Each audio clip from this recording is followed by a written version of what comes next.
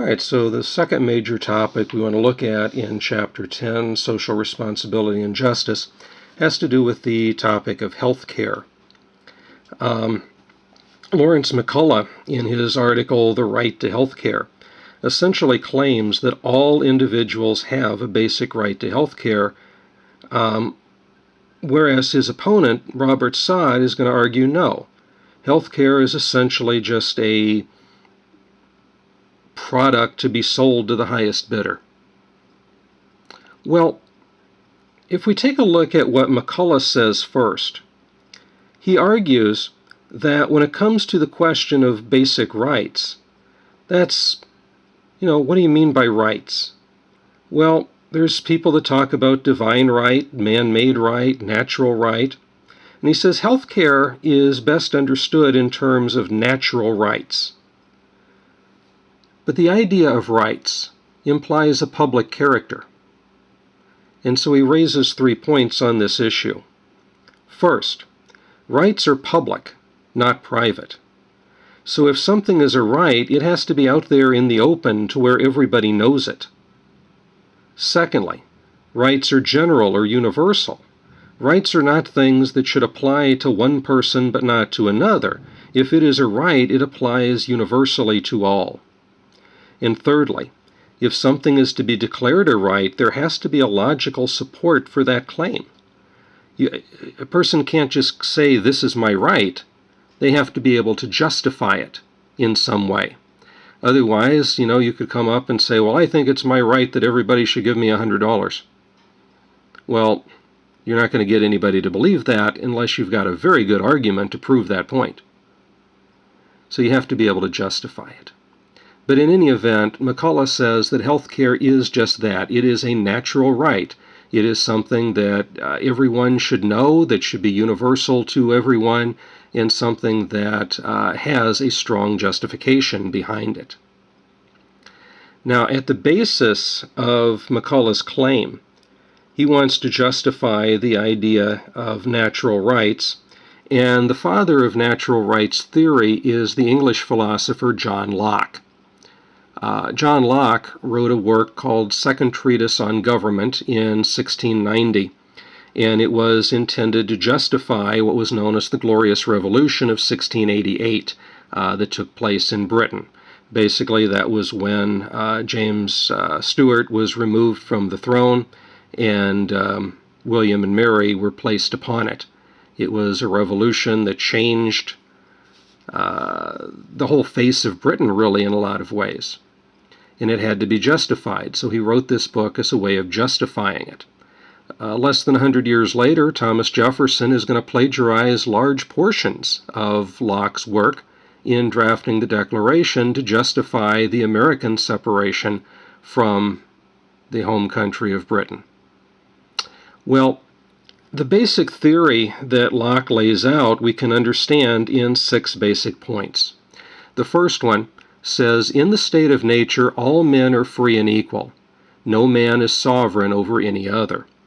And so if we go back before the establishment of any type of social government or society, any type of laws or regulations, there are just individual human beings, each one being an individual unto itself, each one being its own person with its own desires and drives and with an absolute right to whatever it is that it desires. There are no superiors, there are no inferiors. Each person is completely equal and has an absolute right to pursue its happiness and its desires. Secondly, the law of nature governs the state of nature which is derived from God. About 50 years before the time of Locke, there was another English philosopher, Thomas Hobbes, who wrote a book called The Leviathan, and he was trying to justify the English Civil War. He supported the crown. Well, in that, he also talked about the idea of a natural rights theory. He also supported a lot of the same ideas, such as the state of nature, but Hobbes said that life in that state of nature was nasty, brutish, and short. It was a war of every man against every other, because we were all completely equal. We all had an absolute right to whatever we desired, which meant we would constantly be at war with each other. But Locke says actually that's not true, because this world was brought into being by God and it's governed by God's laws. So even though we have no man-made laws at this time of the state of nature, we still have God's basic laws to protect us. Point 3. In a state of nature, no one ought to harm another in his life, health, liberty, or possessions. And if one does harm another, the one he harms has the right to punish. Now, within that passage, we start to see the first hint of what McCullough is getting at. We also probably recognize this as one of the passages that Jefferson is going to use and embellish with his own flourish of language. He talks about life, liberty, and the pursuit of happiness. But let's face it, to an Englishman, the pursuit of happiness and the ownership of property are pretty much synonymous. But anyway, you'll see that health is listed right there as one of the basic rights that exist even within that state of nature. We have the right to life, health, liberty, and possession. But it's the fourth point that becomes the most important in this argument, at least in terms of the argument with McCullough. By his labor, a man acquires as his property the products of his labor. Okay. By his labor, a man acquires as his property the products of his labor. When an individual does a job, they have the right to reap the benefits of it. And we'll come back to that point in a little bit, but it's interesting to note that both Karl Marx, the father of communism, and Adam Smith, the father of capitalism, make reference to that particular passage from Locke to support his claim. And so keep that in mind as we see both McCullough and his opponent on this issue, Robert Sade, going back to point 4 of John Locke in order to justify that. So that's the point we really have to focus on. But let me just go ahead and give you the other two elements here real quick, just so you have the whole picture of Locke's theory. Point 5 says, in order to remedy the inconveniences of the state of nature, men enter into contracts, thereby creating a civil society empowered to judge men and to defend the natural rights of men. So we enter into a civil society, we form a government, we establish rules and order basically to provide an element of convenience to our society. But under Locke's view, he says the only two things that we're actually handing over to that sovereign power are the right of defense and the right of punishment. Every other right that we held under the state of nature, we keep within this civil society. And then finally, point 6, if a government violates the social contract by endangering the security and the rights of its citizens, it rebels against the people, and the people have a right to dissolve the government. And that is really what justifies the Revolution of 1688, the Revolution of 1776. It's the fact that by this view, it is not the people who are rebelling against the government rebelled against the people, because they did not live up to their side of the bargain when entering that social contract. And so the people are simply putting down that government, taking back into themselves the power that they originally possessed in the state of nature, and they will then give it to another sovereign power who is going to uphold, hopefully, their side of the bargain and keep them safe. So that's basically the gist of Locke's theory from Second Treatise on Government. But as I said, the primary point to keep in mind is that in point 3 it does list health as being one of the basic rights, and point 4 being the big issue, by his labor a man acquires as his property the products of his labor. Now, based upon this, Lawrence McCullough says yes, healthcare is a right, it is a natural right. It is something that all individuals should have. But his opponent, Robert Sade, says no. Healthcare is a commodity, and like any other commodity, it should be sold to the highest bidder. If you are a mechanic and you're driving down the road and you see somebody on the side of the road having trouble, you should not be expected to stop and render assistance without expecting to be paid for your services. And Sade says it's no different in terms of medicine.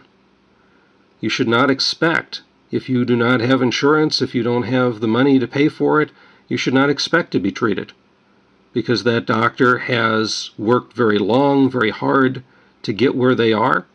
That person is using their knowledge and their skill, and they have a right, based upon that idea, by his labor a man acquires as his property the products of his labor. That person has a right to reap the benefit of what they've sowed.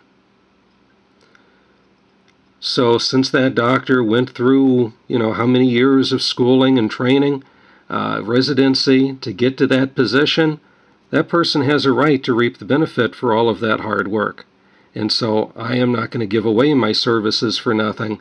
I expect to be paid for them. It's a commodity to be sold to the highest bidder.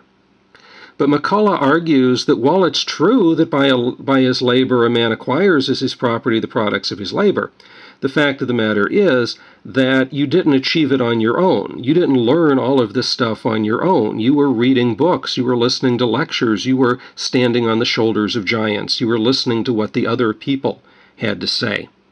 And you were learning from their efforts, not through your own. And so society has given something to you through all of that. In addition, you probably were in a teaching hospital or a school that was funded, at least in part, by the public or by endowments from various members of the public. So you have an obligation to give something back to that society. Now, McCullough has two very interesting theories that he puts forward. One, I think, makes a lot of sense, and the other one has some problems. First of all, McCullough says that a person who is deliberately responsible for their ailment does not have the same right to care as a person who is not responsible. For example, a person who's suffering from cancer after 30 years of smoking, knowing the entire time the presumed outcome, that's very different from a 5-year-old child who comes down with appendicitis. That 5-year-old child did nothing whatsoever to bring on that condition, and so they have an absolute right to health care regardless of the family's ability to pay. But the smoker, on the other hand, does not. Knowing full well the problems, he made that decision to smoke. He brought on the problem himself, and as a result, he should be responsible for that solution.